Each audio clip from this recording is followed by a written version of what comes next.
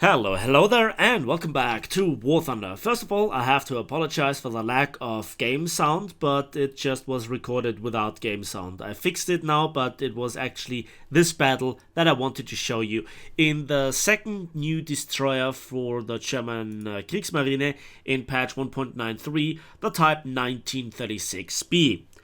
The Type 1934A from 1944 is the direct predecessor, and I absolutely love that one.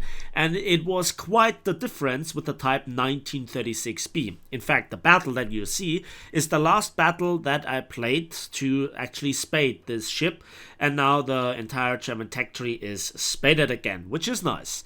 So here I made just short work of the enemy destroyer, a Japanese destroyer, and at first glance you think, well, there is nothing wrong with this ship, but in fact this ship was quite a horrendous experience for numerous reasons.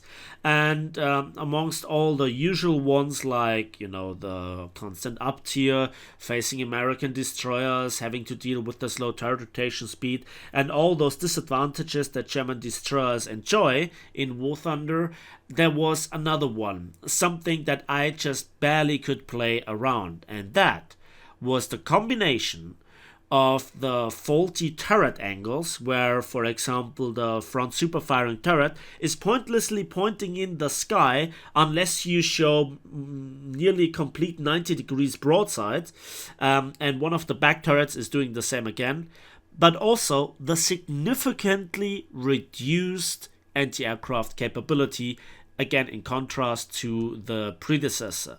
Ultimately, that begs the question, why has Gaijin chosen to add this ship in the first place?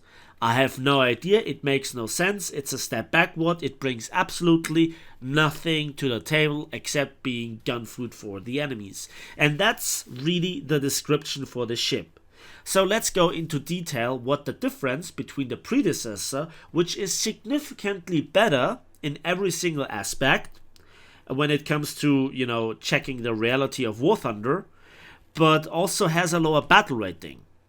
The Type 1934A from 1944 has four 128mm SK-34 guns and also 737mm Flak Lafette LM-42 with a lot of ammunition, and they fire very quickly. They give you a very good defense versus patrol boats and also versus aircraft. And on top of it, you also have some very nice 20mm and also 8 torpedoes.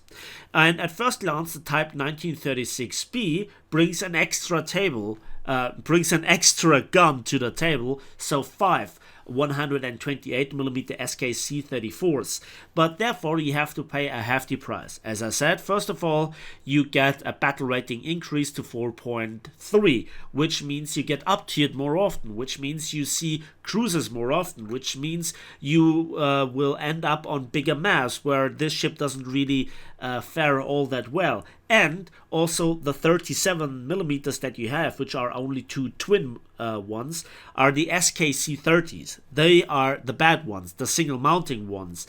And then you have a little bit more 20mm, but they just don't cut it, because by the time you actually get to shoot down an aircraft with them, the rockets are launched, the bomb is dropped, and the torpedo is also already taking course towards you. So you most likely will die. And this battle that you see is the absolute exception. As I said, it is the last one that I played with the ship, because it's the final one, because then it is completely spaded.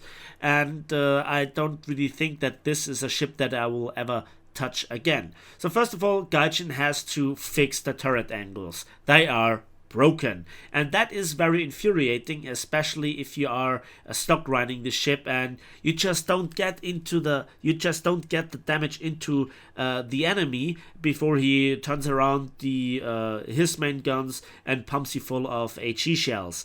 So especially versus American destroyers, I found it pretty unfair, because this ship is more fragile. It has also weaker shells. It doesn't have armor piercing, it has weaker A, the turret rotation speed is much slower, so you have less DPM and less alpha strike, And on top of this, the broken turret firing angles, and you encounter quite a lot of American destroyers.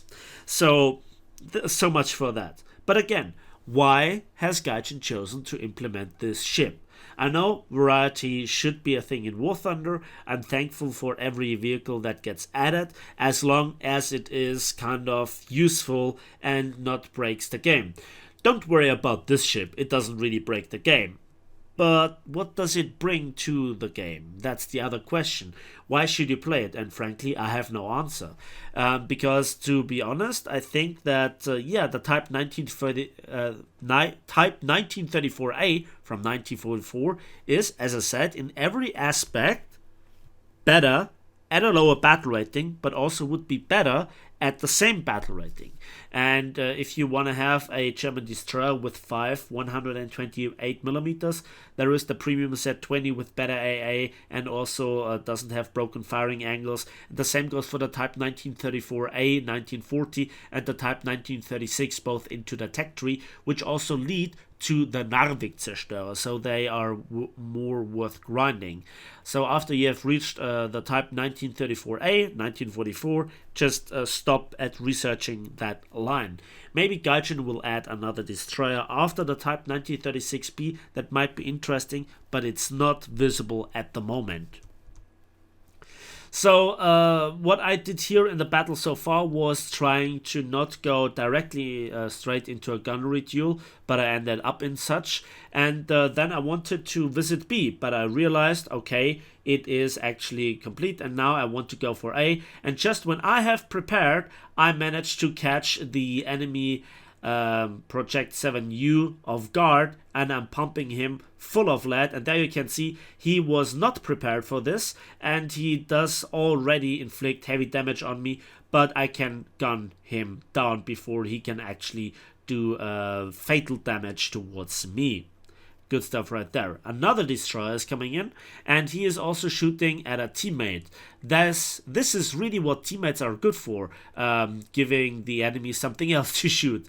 And I find it pretty difficult to inflict damage on this guy, because I'm shooting the already damaged sections over and over again, and I just cannot find here the other sections. But then he makes a fatal mistake. He actually angles out, and this gives me the opportunity to pump him full of lead.